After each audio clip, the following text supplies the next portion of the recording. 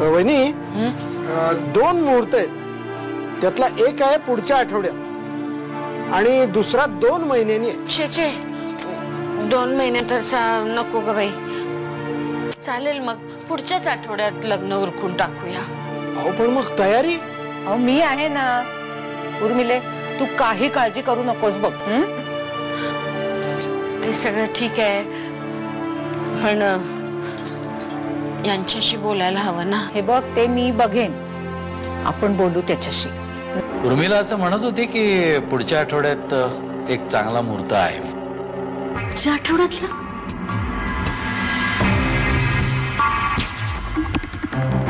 कसं शक्य आहे?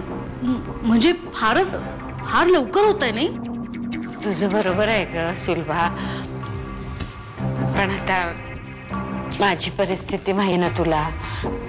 मग अजून वेळ नको ग काढायला. आपण सगळे मिळून करू की तयारी. सत्याशी बोलणं झालंय का?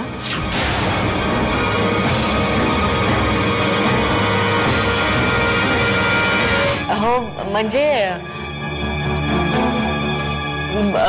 बोलते नी, तुम्ही नका कुणी बोलू त्याच्याशी, मी बोल. तर स्वतःला गय म्हटल्यावर कशी घाई करतायत बघा. मी म्हणत होते तेव्हा मला घाई होती असं म्हणत होते ना. आता काय झालं?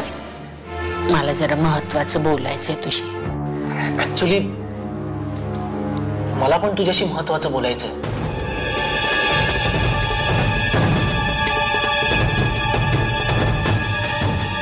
काय? खरं तर मी हे सगळं तुला आधीच सांगायला हवं होतं आणि त्यामुळेच तुला खूप त्रास पण झालाय आई. पण मी जे तुला सांगेन ते ऐकल्यावर मला प्लीज समजून घे.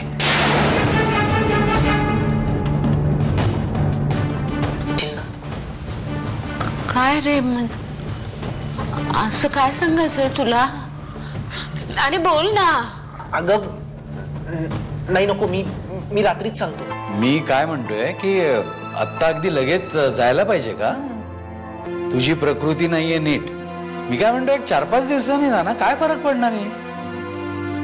का हो, मी ठणीत आहे आता, काही होत नाहीये मला. हा उर्मिला, उगाच लहान मुलासारखा हट्ट करू नको.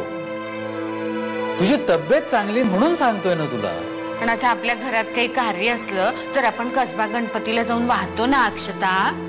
प्रथा आहे ना ती आपली. अगं तुझं सगळं कबूल आहे मला, पण तुला सोचणार आहे का हे बाहेर जाणं आता? परवासारखी रस्त्यात चक्कर येऊन पडलीस म्हणजे? हो सोचणार आहे मला. मी एक उपाय सुचवू का? बघा, म्हणजे पटलं तर, तुम्हाला पटलं तर. काय?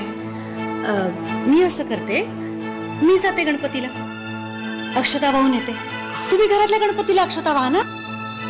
हा, पण मी हा, हे मला जास्त योग्य वाटतंय. आज रात्री मी सगळ्यांशी बोलणार आहे,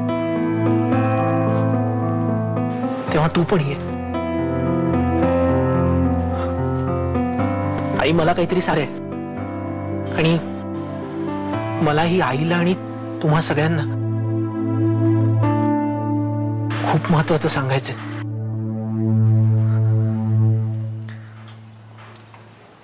ते ऐकल्यावर कदाचित तुझं माझ्याबद्दलचं मत बदलेल, पण आजपर्यंत जसं तुम्हाला समजून घेतलंयस तसं तेव्हा पण समजून घे.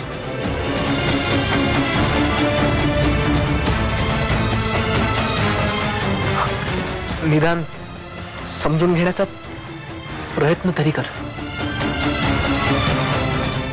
येतो. म्हणजे काय सत्य?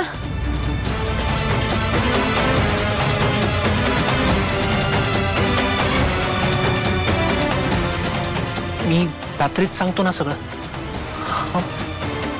बाय.